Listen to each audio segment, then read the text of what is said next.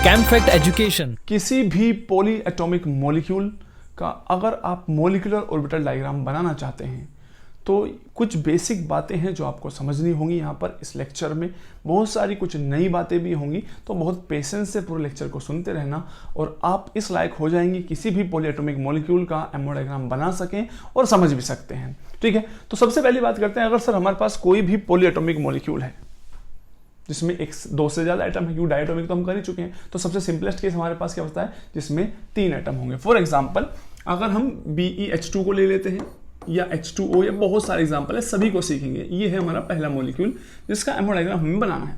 तो हमें ये बात ध्यान रखनी है कि अगर ये 2 ही एटम होते तो एक साइड बेरिलियम होता, दूसरी साइड हाइड्रोजन, लेकिन यहाँ पर साइड एटम्स भी हैं, हाइड्रोजन 2 हैं। तो किस तरीके से बनेगा, तो आज के बाद याद रखना, कोई भी पॉली एटॉमिक मॉलिक्यूल हो तो उसमें आप जानते हैं एक होता है सेंट्रल एटम जिसको मैंने किससे रिप्रेजेंट कर दिया, A, और अगर ये ट्राइटोमिक मॉलिक्यूल है, let's suppose B represent the side atom, यानी कि मैं एक जनरल केस से समझा रहा हूं, फिर इसको आप BeH2 पे लगाओ या किसी भी एमओ डायग्राम पे लगाओ तो आपको सारी बातें समझ में आएगी।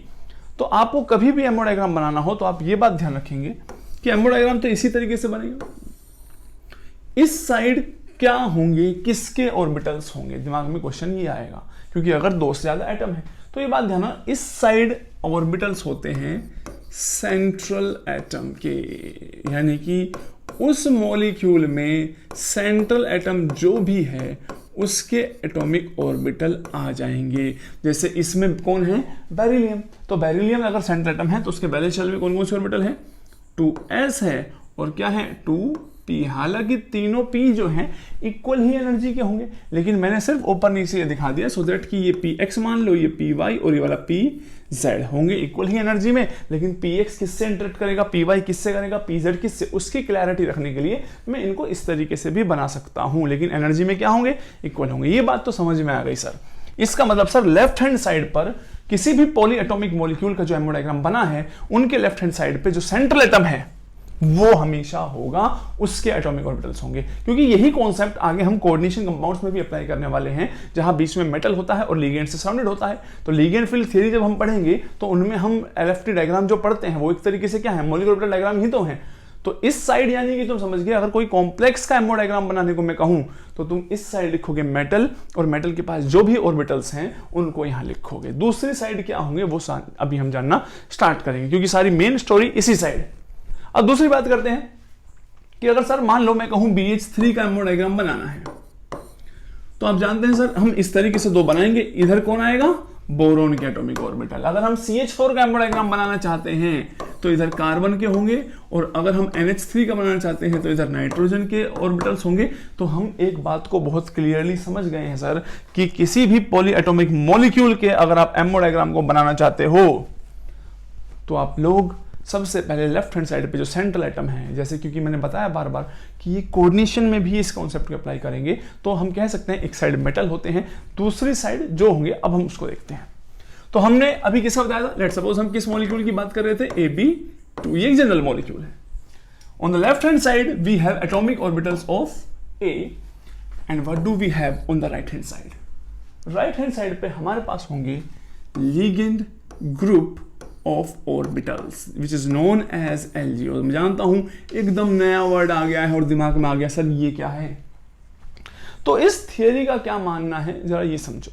इस थियरी का ये मानना है कि इधर तो सेंट्रल एटम के एटॉमिक ऑर्बिटल होते हैं, और सेंट्रल एटम के एटॉमिक ऑर्बिटल से ओवरलैप करने पर के लिए यहां पे जो साइड एटम है, क्योंकि लिगेंड में वर्ड यूज कर रहा हूं किसके लिए, साइड एटम के हैं, तो इस थ्योरी का मानना यह है कि पॉली एटॉमिक मॉलिक्यूल्स के लिए साइड एटम जो हैं वो अपने ऑर्बिटल्स के अलग अलग नए नए कॉम्बिनेशन तैयार करते हैं। वो कॉम्बिनेशन जो है वो कॉम्बिनेशन लेके आते हैं और फिर इस सेंट्रल एटम के साथ क्या करते हैं, मिक्सिंग ऑफ ऑर्बिटल करते हैं। यानी कि अभी तुम्हें एक बात पता चली कि इसका मतलब आज के बाद पॉली एटॉमिक मॉलिक्यूल के एमओ डायग्राम बनाते वक्त हमें साइड एटम्स के जो एटॉमिक ऑर्बिटल जो कॉम्बिनेशंस प्रोड्यूस करेंगे। मैं जानता हूं बहुत दिमाग में क्वेश्चन होंगे, सर कॉम्बिनेशन क्या होंगे, कितने होंगे, कैसे बनाएंगे, ये सब चीज तो हमें सीखना ही है, लेकिन हम इस थियरी की एजम्पशन जो है उसके बेसिस पे चल रहे हैं, तो एक एक बात ध्यान से समझ जाएंगे। यानी इस तरफ वो कॉम्बिनेशंस होंगे जो इन लिगेंड्स ने प्रोड्यूस किए होंगे सो दैट कि वो सेंट्रल एटम के जो एटॉमिक ऑर्बिटल्स हैं उनके साथ क्या कर सके, कंबाइन कर सके। दैट इज व्हाई इनका नाम क्या है, लिगेंड ग्रुप ऑफ ऑर्बिटल। यानी लिगेंड पहले एक तरफ ग्रुप बनाएंगे, यानी समझो कि सिंपल वर्ड में समझाता हूं मैं कि सेंट्रल एटम और साइड एटम है। साइड एटम क्या करेंगे कि वो जानते हैं भाई इस एक्सिस पे सेंट्रल एटम के एटॉमिक ऑर्बिटल एनर्जी वाइज और सिमेट्री वाइज लगे हुए हैं। तो अब ये सारे जो साइड एटम हैं कहीं साइड में दूसरी जगह जाके एक मीटिंग रखते हैं और इस मीटिंग में वो क्या डिसाइड करते हैं कि भाई हमें इनके साथ ओवरलैपिंग करनी है, तो हमें कुछ ऐसे कॉम्बिनेशन बनाने होंगे जिससे इनके साथ ओवरलैपिंग हो सके। यानी कि 2 स्टेप हैं एमओ डायग्राम बनाने में। स्टेप नंबर 1 क्या होता है, स्टेप नंबर 1 में साइड एटम कुछ कॉम्बिनेशंस प्रोड्यूस करते हैं जिनको हम एलजीओस कहते हैं। यानी आप लोग ऐसा लिखेंगे हमेशा ही पॉलीएटॉमिक मॉलिक्यूल में कि जितने भी आपके साइड एटम हैं, मान लो इसमें से 2, इनके एटॉमिक ऑर्बिटल्स क्या करेंगे, कंबाइन होंगे। मैं एरो के ऊपर साफ साफ लिख रहा हूं कंबाइन। मैंने ये नहीं कहा है ये अपने ऑर्बिटल की मिक्सिंग कर लेंगे, ये मिक्सिंग नहीं करेंगे, ये सिर्फ क्या प्रोड्यूस करेंगे, कॉम्बिनेशन। एक एक वर्ड क्लियर होगा, मैंने क्या बताया बिल्कुल ध्यान से सुनते जाओ। ये आपस में कंबाइन होके जो हमारे लिगेंड है डिफरेंट ग्रुप ऑफ ऑर्बिटल्स, यानी जिस कॉम्बिनेशंस को हमने नाम दिया है अभी लिगेंड ग्रुप ऑफ ऑर्बिटल्स, वो प्रोड्यूस कर लेंगे। मान लो इन्होंने कर लिया।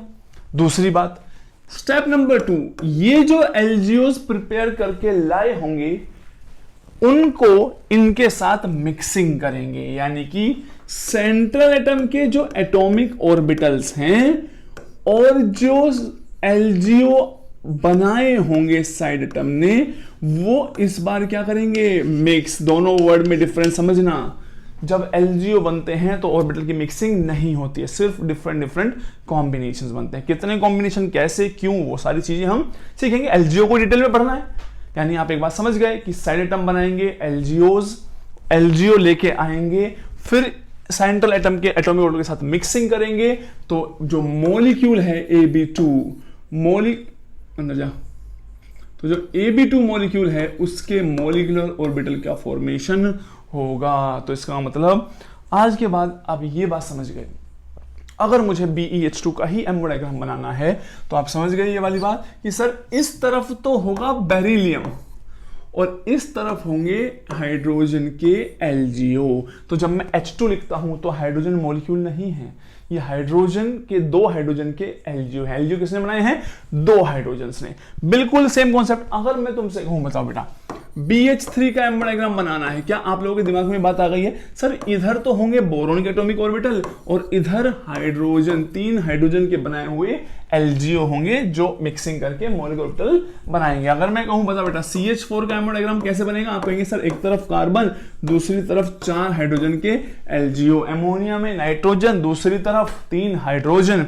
इसके अलावा अगर मैं बात करता हूं कोई कॉम्प्लेक्स है ऑक्टेहेड्रल ML6, इस तरफ मेटल, इधर तुम्हारे जो 6 लिगेंड हैं उनके एलजीओज। यानी एक छोटा सा आइडिया हो गया है कि मॉलिक्यूलर ऑर्बिटल डायग्राम किस टाइप का बनता हुआ हमें नजर आएगा। चलिए अब चलते हैं कि सर वो एलजीओ कैसे बनाएंगे, किस टाइप के बनाएंगे। तो हम ये बात जानते हैं बेटा, क्योंकि हम BeH2 जैसे मॉलिक्यूल को पढ़ रहे हैं।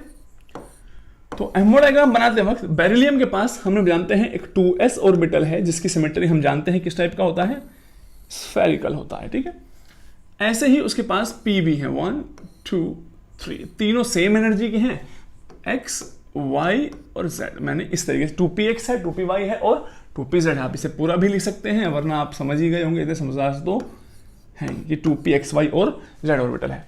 दूसरी साइड मैंने अब क्या लेके आएंगे हम, एलजीओस, किसके, हाइड्रोजन के। अच्छा, एक्चुअली में जब एलजीओस हम प्रिपेयर करते हैं हमें ये बात ध्यान रखनी होती है कि साइड एटम क्या करते हैं, वो अपने एटॉमिक ऑर्बिटल से ऐसे ऐसे डिफरेंट कॉम्बिनेशन प्रोड्यूस करते हैं जिसकी वजह से वो ऐसी सिमेट्री अडॉप्ट कर सके जिससे कि वो सेंट्रल एटम के एटॉमिक ऑर्बिटल के साथ मिक्सिंग कर सके। क्योंकि मैंने बताया था मिक्सिंग करने के लिए 2 चीज बहुत ज्यादा जरूरी है, एक तो एनर्जी और दूसरी है सिमेट्री। अगर इनकी सिमेट्री इनसे मैच करेगी ही नहीं तो कभी भी मिक्सिंग नहीं होगी। तो इसका मतलब ये 2 जो हाइड्रोजन हैं अगर ये दो सेपरेटली, ये बात ध्यान रखना, किसी का भी एमओ डायग्राम बनाने से पहले आप लोगों को उस मॉलिक्यूल की शेप का आइडिया होना चाहिए। अगर आपको शेप का आइडिया नहीं, आपको पता ही नहीं दो हाइड्रोजन किधर से आएंगे, तो आप कभी भी एलजीओ प्रिपेयर नहीं कर पाएंगे। यानी कि मैं अच्छे से जानता हूं कि BeH2 जो है कैसा मॉलिक्यूल है, एक लीनियर मॉलिक्यूल है। इसका मतलब मुझे एक आइडिया है कि जो दो हाइड्रोजन हैं वो एक दूसरे को 180 डिग्री से क्या करते हुए नजर आएंगे, अप्रोच करते हुए नजर आएंगे। तो यानी कि अब हमने बेरिलियम हटा दिया, हम सिर्फ HH फ्रेगमेंट की बात कर रहे हैं, सिर्फ इसकी, कि ये दोनों कैसे कॉम्बिनेशन प्रोड्यूस करें सो दैट कि इसके एटॉमिक ऑर्बिटल से मिक्सिंग हो सके। तो हम जानते हैं कि इस हाइड्रोजन के पास भी क्या है, एक 1s ऑर्बिटल है, और इस हाइड्रोजन के पास भी क्या है, एक 1s ऑर्बिटल है। तो ये बात ध्यान रखना, जितने एटॉमिक ऑर्बिटल होते हैं, पहला पॉइंट लिखने लायक कॉपी में, वो तो लिख ही चुके होंगे आपसे पहले की बात, कि जितने एटॉमिक ऑर्बिटल होते हैं लिगेंड्स के पास, उतने ही ligand group of orbital generate होंगे। फॉर एग्जांपल, अगर यहां एक हाइड्रोजन के पास 1s ऑर्बिटल है, दूसरे के पास 1s है, तो दो एटॉमिक ऑर्बिटल हैं, तो कितने ligand group of orbitals produce हो सकते हैं, दो हो सकते हैं। क्योंकि लिगेंड ग्रुप ऑफ ऑर्बिटल्स जब हम बना रहे हैं, लिगेंड ग्रुप ऑफ ऑर्बिटल को आप समझेंगे एक तरीके कॉम्बिनेशन ऑफ एटॉमिक ऑर्बिटल्स। तो जब हम ये डिफरेंट डिफरेंट कॉम्बिनेशन प्रोड्यूस कर रहे होंगे, एलजीओस प्रोड्यूस कर रहे होंगे, तो एलजीओ की एनर्जी किसके बराबर होगी, बिल्कुल वही होगी जो दो हाइड्रोजन एटम के एटॉमिक ऑर्बिटल की एनर्जी होती है। क्यों? क्योंकि जब तक मिक्सिंग नहीं होगी तब तक एनर्जी में ऑर्बिटल की चेंज नहीं आएगा। क्योंकि मिक्सिंग होने पे ही तो बॉन्डिंग, एंटी बॉन्डिंग बन रहा था। जब एलजीओस बनते हैं तो मिक्सिंग नहीं होती, तब तो हम सिर्फ क्या प्रोड्यूस कर रहे होते हैं, डिफरेंट डिफरेंट कॉम्बिनेशंस। और जब हम कॉम्बिनेशन प्रोड्यूस कर रहे होते हैं तो हमारे दिमाग में क्या होता है हमेशा, क्योंकि हम कॉम्बिनेशन उसी बेसिस पे बनाएंगे, क्योंकि हमें ओवरलैपिंग किससे करवानी है, इनमें से। अगर इनसे ओवरलैप करते हुए कोई ऐसी सिमेट्री हम इनसे बना सके तो ओवरलैपिंग होगी, अदरवाइज नहीं होगी। फॉर एग्जांपल, सबसे पहली बात, ये दोनों हाइड्रोजन ये सोचेंगे भाई हमारी जो एनर्जी है एलजीओस की वो किस रेंज में आती है, क्या वो 2s से इंटरेक्शन कर सकते हैं हम, या हम 2p से इंटरेक्शन कर सकते हैं, या दोनों से इंटरेक्शन करते हैं। तो हाइड्रोजन की जो 1s की एनर्जी है वो हम पहले भी पढ़ चुके हैं, लगभग यहां आएगी। तो ये है एलजीओ की एनर्जी, और मैंने दो क्यों बना दी है, क्योंकि दो एलजीओ होंगे और एनर्जी दोनों की क्या होगी, बराबर होगी। अब ये बात ध्यान रखना, एनर्जी वाइज दोनों हाइड्रोजन ये सोच रहे हैं कि भाई हम 2s से भी इंटरेक्शन कर सकते हैं, 2p से भी इंटरेक्शन कर सकते हैं, क्योंकि एनर्जी दोनों के साथ कंपैटिबल है। अब ये कहते हैं कि भाई हम किसके साथ ओवरलैपिंग करें, कैसा कॉम्बिनेशन प्रोड्यूस करें। तो कहते हैं भाई जब लोअर एनर्जी का 2s ऑर्बिटल हमें नजर आ रहा है तो हम ये सोचते हैं हम बेरिलियम के 2s ऑर्बिटल से ओवरलैपिंग करना चाहते हैं। अगर हम बेरिलियम के 2s ऑर्बिटल से ओवरलैपिंग करना चाहते हैं तो हमारी सिमेट्री कैसी होनी चाहिए। तो अगर ये जानते हैं कि बेरिलियम का ये है 2s ऑर्बिटल, इसको मैं ऐसे दिखाता हूं, तो बेरिलियम का 2s अगर पॉजिटिव फेज में है तो ये दोनों कहेंगे भाई एक काम करते हैं, हम दोनों भी सेम फेज में ही चलेंगे। अगर ये नेगेटिव हुआ तो दोनों नेगेटिव चल सकते हैं। तो पहला कॉम्बिनेशन जो ये प्रोड्यूस करके लाए होंगे, क्योंकि बेरिलियम थोड़ा ही होगा इनके पास, तो ये बेरिलियम को तो हटा दो। तो फर्स्ट कॉम्बिनेशन जो इनके दिमाग में है वो है ये वाला, ये हाइड्रोजन भी प्लस फेज में आएगा, ये वाला भी प्लस फेज में आएगा। This is the first LGO that we have produce, और इस फर्स्ट एलजीओ में मैं इसे नाम दे रहा हूं एलजीओ 1 इन फेज, यानी दोनों के दोनों सेम फेज हैं। ये किससे ओवरलैपिंग कर सकते हैं, इसके 2s, अगर बेरिलियम का 2s इनके बीच में आ जाए तो एक कंस्ट्रक्टिव इंटरफेरेंस हो जाएगा, अगर उसका फेज नेगेटिव हो तो क्या हो जाएगा, डिस्ट्रक्टिव। तो यानी कि एलजीओ का तुम्हें थोड़ा सा आइडिया लगा क्या, कि साइड एटम ऐसे ऐसे कॉम्बिनेशन प्रोड्यूस कर रहे होते हैं जिससे कि वो इनके एटॉमिक ऑर्बिटल के साथ मिक्सिंग कर सके। अब 2s के साथ के लिए तो इन्होंने एक एलजीओ प्रिपेयर कर लिया, कितने एलजीओ और प्रिपेयर कर सकते हैं, दो ही कर सकते थे टोटल, तो एक हो गया, एक और कर सकते हैं। अब ये सोचते हैं भाई हम 2px 2py या 2pz में से किसके साथ ओवरलैपिंग करें। तो इंटर न्यूक्लियर एक्सिस हम हमेशा कौन सी मान के चलते हैं, z। तो ये जानते हैं कि भाई जिस एक्सिस से हम बेरिलियम को अप्रोच कर रहे हैं वो कौन सी है, z।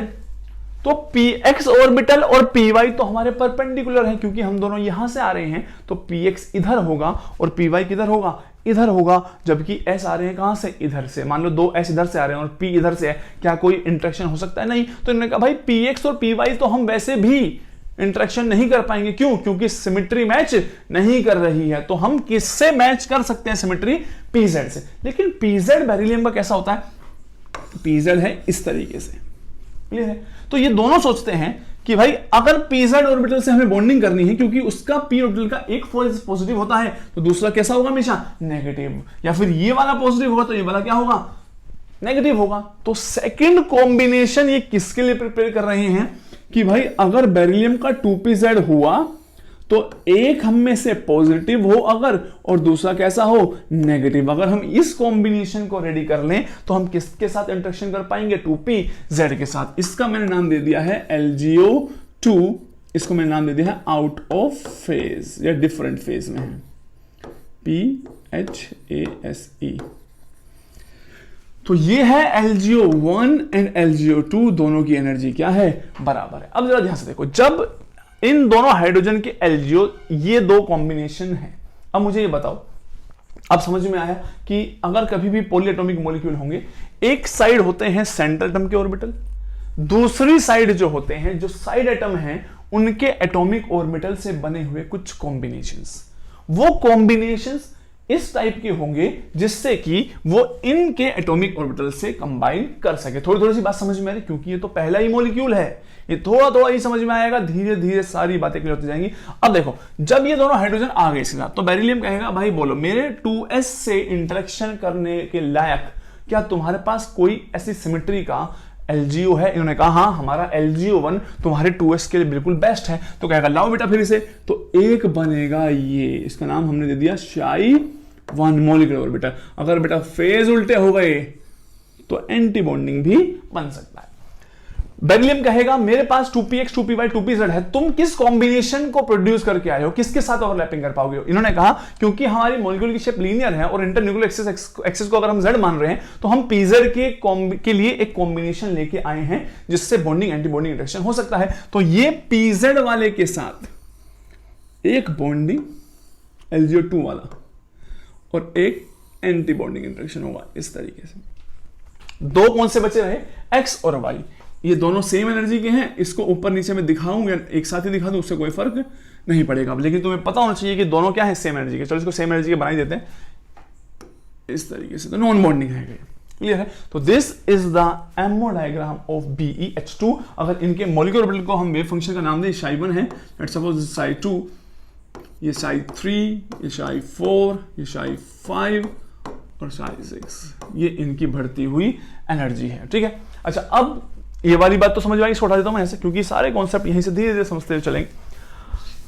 अब मैं तुम्हें इनकी शेप भी बता देता हूं और थोड़ा सा इनके बारे में आइडिया। हम जानते हैं बेरिलियम के पास वैलेंस शेल में 2 इलेक्ट्रॉन होते हैं, ठीक है, और एक हाइड्रोजन के पास 1, तो 2 हाइड्रोजन के पास 2, 4 इलेक्ट्रॉन है। अगर तुम 4 इलेक्ट्रॉन को फिलअप कर दोगे 1 2 एंड 4, तो तुम यहां से देखोगे कि 2 बॉन्डिंग वाले फील्ड हैं, नॉन बॉन्डिंग और एंटी बॉन्डिंग वाले क्या है? बिल्कुल खाली हैं। अब तुमसे एक एक चीज देखनी है बेटा। Ψ1 की जो शेप होगी वो किस टाइप की होगी मॉलिक्यूलर ऑर्बिटल की? तो आप जानते हैं Ψ1 में ये था बेरिलियम, क्योंकि ये बॉन्डिंग इंटरेक्शन से बना है, और ये थे हाइड्रोजन। अगर ये बॉन्डिंग इंटरेक्शन इनका हुआ है तो Ψ1 जो है कुछ इस टाइप का बन रहा होगा। बात सुना रही है? और इस टाइप का अगर बन रहा है, this is the shape of Ψ1। यहां 3, तो this is the shape of Ψ1। अब तुम मुझे बताओ कि ये जो है जीरेड है या अनजीरेड है? मैं बोल सकता हूं BeH2 का जो सबसे लोएस्ट एनर्जी वाला Ψ1 है वो जीरेड है या अनजीरेड है? तो आंसर क्या हो गया? Ψ1 जो है वो जीरेड होगा, क्योंकि सारा का सारा क्या है? तो पॉजिटिव फेज होगा, सारा सारा क्या होगा? नेगेटिव। क्योंकि ये जो इंटरेक्शन है ये सिग्मा इंटरेक्शन है। पाई इंटरेक्शन तो ऐसे वाले होते हैं ना, ये जो इंटरेक्शन होते हैं, चाहे इसको काउंट करो चाहे इसको करो, कैसे हैं? सिग्मा इंटरन्यूक्लियर एक्सिस पे है। दैट इज व्हाई Ψ1 जो है एक टाइप का सिग्मा बॉन्ड फॉर्मेशन कर रहा है और कैसा होगा? जीरेड होगा। क्लियर है? अब हम Ψ2 की बात करते हैं। Ψ2 कैसा दिखता होगा? तो Ψ2 की बात करते हैं। अच्छा, ये भी देख लो, क्या Ψ1 में कोई नोड है? Answer is no. Number of nodes कितनी? रेगुलर लिखता हूं, नंबर ऑफ नोड्स 0। Ψ2 की बात करते हैं। Ψ2 जो है किससे बना है? इसके pz से और इसके s ऑर्बिटल से। तो अगर इसका है pz इस तरीके से प्लस नेगेटिव, और जो 2 हाइड्रोजन हैं उनके ऑर्बिटल हैं प्लस नेगेटिव, क्योंकि बॉन्डिंग इंटरेक्शन ही हुई है। तो आप ध्यान से देखिए, जब इंटरेक्शन हुआ होगा ये वाला पूरा फेज क्या है? पॉजिटिव, इस तरीके से पॉजिटिव। बीच में ये न्यूक्लियाई है इस तरीके से, और उधर वाला सारा फेज क्या हो जाएगा? नेगेटिव। बात समझ आ रही है? तो ये भी सिग्मा इंटरेक्शन ही है, क्योंकि न्यूक्लियर एक्सिस पर ही हुए हैं सारे के सारे। और सिग्मा, या मैंने बताया था सिग्मा जो इंटर न्यूक्लियर एक्सिस के रेस्पेक्ट में क्या होते हैं, सिमेट्रिकल होते हैं। इसका मतलब Ψ2 जो है वो भी सिग्मा सिमेट्रिक का है। ठीक है। दूसरी बात, इसमें क्या नोड है? Answer is yes. इसमें कितनी नोड हो गई है? एक नोड इसके अंदर प्रेजेंट है, एक नोडल प्लेन प्रेजेंट है। दूसरी बात, ये जीरेड है या अनजीरेड है? तो आंसर इज इधर जाओगे तो पॉजिटिव, उधर जाओगे तो नेगेटिव। तो ये Ψ2 जो है कैसी सिमेट्री का है? अनजीरेड सिमेट्री का है। तुमसे Ψ2 की शेप पूछी जा सकती है, जस्ट लाइक दैट Ψ2 की शेप आ रही है। क्लियर? अब मैं बात करता हूँ Ψ3 और Ψ4 कैसे होंगे, क्योंकि Ψ3 और Ψ4 जो है बेटा वो तो बेरिलियम के ही क्या है? px और py ऑर्बिटल है। और px और py ऑर्बिटल की हम शेप जानते ही हैं कैसी होती है, तो इसको बताने की हमें कोई जरूरत नहीं। Ψ5 की बात करते हैं। ठीक है, कि सर Ψ5 जो है, जो एक तरीके से एंटी बॉन्डिंग इंटरेक्शन से बना हुआ है, उसकी शेप कैसी होगी? तो एक आइडिया लगाते हैं। देखो Ψ5 में ऐसा हुआ होगा कि अगर बेरिलियम का जो ऑर्बिटल है वो नेगेटिव था, और जो ये हाइड्रोजन है बेचारे, इनके अगर LGO पॉजिटिव गए हो, तो जो इंटरेक्शन हुई होगी वो कैसी हुई होगी? एंटी बॉन्डिंग इंटरेक्शन हुई होगी। एंटी बॉन्डिंग इंटरेक्शन होने का मतलब है, इसका रिप्रेजेंटेशन ये होगा कि अगर ये 3 न्यूक्लियाई हैं 1, 2 एंड 3, तो इसको हम ऐसे रिप्रेजेंट करेंगे। एक यहां मान लो ये पॉजिटिव वाले को रिप्रेजेंट कर दिया, सॉरी ये दोनों पॉजिटिव होना चाहिए बेटा। ठीक है, ये वाला एक बीच में इलेक्ट्रॉन डेंसिटी कुछ ऐसी हो जाएगी, और इसकी जो है, क्योंकि ये पॉजिटिव फेस है, तो इस तरीके से अगर ये हमारी इंटरन्यूक्लियर एक्सिस है, इस तरीके से, तो इलेक्ट्रॉन डेंसिटी ये कोई सर्कल में नहीं, मतलब इस तरीके से इलेक्ट्रॉन डेंसिटी कुछ होगी। तो कुल मिला के बात ये है कि आप देखेंगे कि इसमें एक नोडल प्लेन यहां है और एक नोडल प्लेन क्या है? यहां है। तो Ψ5 में कितने नोड्स हैं? 2 नोड्स हैं। तो आप देख सकते हैं नंबर ऑफ नोड्स कितनी हो गई इसके अंदर? 2 हो गई है। बिल्कुल इसी तरीके से Ψ6 जो है उसकी बात कीजिए। अच्छा ये बताइए जीरेड है या अनजीरेड है? तो आंसर होगा सर ये प्लस है, ये नेगेटिव है, ये प्लस है। लेकिन अगर हम इंटरन्यूक्लियर एक्सिस को घुमाएंगे, तो घुमाने पे तो भाई ये सर्कल घूमेंगे, ऐसे घूमेंगे ना, तो फेज पे कोई फर्क नहीं पड़ रहा। सिग्मा इंटरन्यूक्लियर एक्सिस के रिस्पेक्ट में क्या है? सिमेट्रिक है। तो इसको सिग्मा भी बोल सकते हैं और जीरेड बोल सकते हैं। क्लियर है? अब हम बात करते हैं लास्ट Ψ6। Ψ6 किस तरीके से बना होगा? तो उसमें हमारे पास एंटी बॉन्डिंग इंटरेक्शन हुई है किनके बीच में?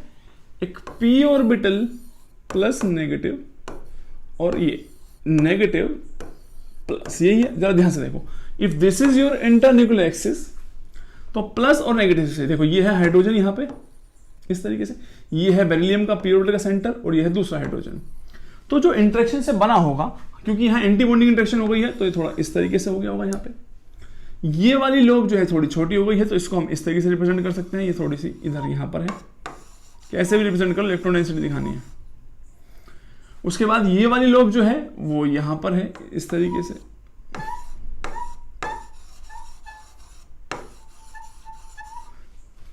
इसके बाद ये पॉजिटिव नेगेटिव के बीच में फिर से क्या हो गया? Anti bonding. तो यानी ये जो है फिर इस तरीके से, चाहे मैंने इसको कैसे भी बनाया, मेरा कहने का मतलब ये है कि यहां पर एक नोडल प्लेन आ गया होगा। साफ साफ समझ में आ रहा है? यहां पर एक नोडल प्लेन है, और यहां पे क्या है? एक। कितने नोडल प्लेन हो गए हैं? 3। तो Ψ6 में देर आर 3 नोडल प्लेन्स। और अगर आप ध्यान से देखेंगे कि ये सिग्मा सिमेट्री के होंगे कि पाई, क्योंकि चाहे इन पे ये मान लो ये माइनस है, ये प्लस है, ये माइनस है, ये प्लस है, लेकिन इस इंटरन्यूक्लियर एक्सिस के अलावा अगर रोटेट करोगे तो इसके रिस्पेक्ट में क्या है? सिमेट्रिक है, इनके कोई फेस चेंज नहीं होंगे। तो ये भी किस सिमेट्री का है? सिग्मा सिमेट्री का है। जीरेड है कि अनजीरेड है? तो आंसर हो जाएगा किस टाइप का हो जाएगा? ये अनजीरेड टाइप का हो जाएगा। जबकि ये वाला कैसा होता है? Ψ5 जीरेड। अनजीरेड क्यों? देख लो भाई, ये प्लस है, ये माइनस है, ये माइनस है, ये प्लस है, तो सेंटर से जाओगे नेगेटिव, और फेस तो मैच ही नहीं कर रहे, तो इसका मतलब ये है अनजीरेड। तो ये इतनी इंफॉर्मेशन आप लोगों के पास है, और ये बात भी आप समझ गए हैं कि बेरिलियम के पास जो है 2 सिग्मा बॉन्ड है। देखो ये चीज क्या इंफॉर्मेशन रिपीट करती है, ये तो बना ली हमने। मैं तो तुम्हें पूरा डिटेल पढ़ाता हुआ चल रहा हूं, मुझे पता है इससे बहुत आसान सवाल आएंगे। हमें यहां से एमओ डायग्राम से ये भी जानने को पता लगा कि जो बेरिलियम है उसने 2 हाइड्रोजन के साथ 2 सिग्मा बॉन्ड बनाए हुए। ये तो रिप्रेजेंट कर रहा है सिग्मा और एक दूसरा सिग्मा। ठीक है, मान लो सिग्मा जीरेड, ये सिग्मा अनजीरेड है, यानी दोनों टाइप के जो बॉन्ड है वो एक जैसे नहीं है, 2 डिफरेंट एनर्जीज इनकी हो सकती है। तो IR में आप एसिमेट्रिक स्ट्रेचिंग वगैरह को इसके साथ कनेक्ट कर सकते हैं। तो ये एमओ डायग्राम जो है, देखो इनका बिलीफ और जो वैलेंस बॉन्ड थ्योरी का बिलीफ है दोनों डिफरेंट है, तो दोनों के रिजल्ट जो है वो भी क्या आ सकते हैं, डिफरेंट आ सकते हैं। तो BeH2 का एमओ डायग्राम पढ़ते वक्त आप लोगों ने क्या सीखा, बहुत ध्यान से समझना आज के बाद, क्योंकि इससे आगे हम और डिफिकल्ट केसेस को डिस्कस करेंगे। तो हमें ये बात ध्यान रखनी है कि जब हम किसी भी पॉलीएटॉमिक मॉलिक्यूल का एमओ डायग्राम आज के बाद बनाएंगे तो हम ये बात ध्यान रखेंगे, सर एक साइड तो होगा सेंट्रल एटम जिसको मैं मेटल से रिप्रेजेंट करूं, दूसरी साइड, अब थोड़ी सी बात समझ में आने लगी होगी, दूसरी साइड जो लिगेंड्स हैं उन्होंने डिफरेंट कॉम्बिनेशंस प्रोड्यूस कर रखे होंगे, वो कॉम्बिनेशंस इस टाइप के प्रोड्यूस किए होंगे सो दैट कि सेंट्रल एटम जो है उसके एटॉमिक ऑर्बिटल से वो क्या कर सके, मिक्सिंग कर सके। वो जो डिफरेंट कॉम्बिनेशन प्रोड्यूस कर रखे हैं उनको हम क्या बोलते हैं, एलजीओज। तो यानी कि ये जो एलजीओज होते हैं इस साइड एटम्स के सेंट्रल एटम के साथ मिक्सिंग करते हैं, जिस सिमेट्री के बन सकते हैं उस टाइप के बॉन्डिंग एंटी बॉन्डिंग इंटरेक्शन बन सकते हैं। तो एमओ डायग्राम में ज्यादा डिफिकल्ट क्वेश्चन नहीं आते हैं, जितना मैंने क्लास में बता दिया है बहुत ध्यान से सुनते जाओ। मैं सारे एमओ डायग्राम बताऊंगा और मैं ये बात समझाता हूं क्योंकि इसको तो मैंने बहुत सिंपल तरीके से आप लोगों को समझा दिया है। इससे आगे वाला अब जो H2O का एमओ डायग्राम में पढ़ाऊंगा उसमें मैं क्वांटम मैकेनिकल और ग्रुप थ्योरी दोनों को इन्वॉल्व करते हुए कि एक्चुअल में एलजीओ कैसे प्रोड्यूस करते हैं, क्योंकि ये वाला जो मेथड मैंने सिखा दिया, मैंने जो ऐप पर पढ़ाया हुआ है मैंने मोस्टली ऐसे तरीके ही बताए हैं कि किस तरीके से आप एलजीओस प्रिपेयर कर सकते हैं। बट रियलिटी क्या है भाई, तुम BeH2 जैसे के लिए तो बना दोगे एलजीओ, लेकिन जैसे ही SF6 के लिए कहूंगा ना एलजीओ बनाने में, तब तुम्हें बहुत ज्यादा सोचना पड़ेगा। तो एक्चुअल और राइट तरीका क्या है एलजीओ बनाने का, हमें कैसे पता लगता है। और अभी तक तो मैंने ये लिखा भी नहीं कि इनके बीच में जब इंटरेक्शन होगा तो ये A1 सिमेट्री का बनेगा या B1 का बनेगा, यानी कि तुम जानते हो, तुमने LFT पढ़ी है तो तुम ये अच्छे से जानते हो कि तुम यहां तो मेटल के ऑर्बिटल का भी नाम देते हो, सर मेटल के पास A1 है B1 है, और फिर यहां से आएंगे लिगेंड, तुम कहोगे सर लिगेंड के पास A1 है B1 है, फिर तुम कहते हो सर लिगेंड के पास तो B1 B2 है, B1 तो है ही नहीं। तो हमें कैसे पता लग रहा है, हमें ये कैसे पता लगेगा सर कि ये लिगेंड के पास कौन कौन सी सिमेट्री के एलजीओस बना सकता है। और मेटल के जो ऑर्बिटल हैं सर हमने कैसे बताया कि ये A1 है या B1 है। तो याद करो ये A1 B1 कैरेक्टर टेबल क्या मैंने तुम्हें ग्रुप थ्योरी में नहीं पढ़ाई है क्या, लेकिन वहां पर जो मॉलिक्यूलर सिंबल थे वो कैपिटल होते थे A1 A2, लेकिन जब तुम उसे ऑर्बिटल के लिए यूज करोगे तब उनको स्मॉल कर देना, बाकी सिमेट्री प्रॉपर्टी क्या रहेगी, बिल्कुल सेम रहेगी। यानी H2O का एमओ डायग्राम वही बच्चा समझ पाएगा, क्योंकि मैं पूरा डिटेल में पढ़ाऊंगा जिसने ग्रुप थ्योरी पढ़ी हुई है। साथ साथ मैं वो ट्रिक तो सिखाता ही चलूंगा, मैंने यहाँ पे बताई है कि जैसे मैंने BeH2 का जब एमओ डायग्राम बनाया कहीं यूज किया कोई सिमेट्री, कहीं भी नहीं किसी तरीके से, H2O वाले में मैं जरूर करूंगा और आगे वाले सारे इसी तरीके से पढ़ेंगे। जो एक्चुअल केमिस्ट्री है, जो रियल केमिस्ट्री है वही सीखेंगे, क्योंकि मजाक करते करते क्या दिक्कतें हुई हमारे साथ, वो दिक्कत ये है बेटा कि छोटी क्लासेस में टीचर ने सिग्मा पाई क्रॉसओवर भी नहीं बताया। सिग्मा पाई क्रॉसओवर किसको बोलते हैं, N2 से O2 जाते हैं, डायटोमिक मॉलिक्यूल पढ़ाए हैं कि नहीं पढ़ाए हैं। N2 से O2 जब जाते हैं तो हम ये बात अच्छे से जानते हैं, N2 के लिए जो सिग्मा होते हैं वो लोअर एनर्जी में होते हैं, लेकिन O2 जो होता है उसके लिए पाई जो है वो लोअर एनर्जी में होता है। यार एमओ डायग्राम पढ़ाया था ना, क्यों तुम ऐसी हरकतें करते हो, मैंने एमओ डायग्राम पढ़ाए सिर्फ N2 से O2 sp मिक्सिंग होने की वजह से सिग्मा और पाई की एनर्जी एक्सचेंज हो जाती है, मैंने पूरा डिटेल में पढ़ा रखा है, तो उसी को सिग्मा पाई क्रॉसओवर कहा जाता है। तो जब हमारे टीचर्स ने हमें छोटी क्लासेस में N2 O2 वगैरह पढ़ाया, उन्होंने sp मिक्सिंग के बारे में ज़्यादा आइडिया भी नहीं दिया, लेट सपोज दिया भी है तो वो हेटेरोडायटोमिक मॉलिक्यूल्स तक आइडिया देके छोड़ देते हैं। अब अगर हम एलजीओ की बात करते हैं तो अब एलजीओ में मोस्टली लोग इसी तरीके से पढ़ लेते हैं कि ये बन गए एलजीओ हो गए, लेकिन मैं तुम्हें वही पढ़ाऊंगा जिस तरीके से एक्चुअल में एलजीओस बनते हैं, सो दैट कि तुम फ्यूचर में किसी भी बुक के किसी भी एग्जाम्पल को पढ़ो। आज हम क्यों नहीं समझ पाते किताब पढ़ के, हमें क्यों नहीं समझ में आ रहा ये BF3 का एमओ डायग्राम कैसे बना रखा है इन्होंने, बुक सबके पास है, हम सबने कोशिश कर ली लेकिन हमें समझ में नहीं आया। क्यों, क्योंकि टीचर ने वो जो एग्जाम्पल्स दिए हैं उनकी ट्रिक्स ही बना के, जो कि अच्छी बात है, पेपर में ट्रिक आई हमने बना दी, लेकिन हम हर केस को नहीं समझ पाए। और अब तुम H2O के एमओ डायग्राम में देखना कि कितना खतरनाक तरीके से एमओ डायग्राम बनाया जाता है, कैसे सिमेट्रीज निकाली जाती है। सारी बातें समझनी है तो एक एक बात सुननी होगी, और अगर तुम डायरेक्ट एमओ डायग्राम बनाना चाहते हो तो ऐप पे मैंने बताया ही है कि डायरेक्ट H2O का एमओ डायग्राम कैसे बनता है, वो भी बनाया जा सकता है, लेकिन मैं एक एक चीज यहाँ डिटेल में पढ़ाऊंगा। आप लोग साथ साथ पढ़ते रहिए, जो भी डाउट है वो आप कमेंट कर सकते हैं। बेस्ट ऑफ लक, मिलते हैं नेक्स्ट लेक्चर में। Subscribe our YouTube channel and download app now.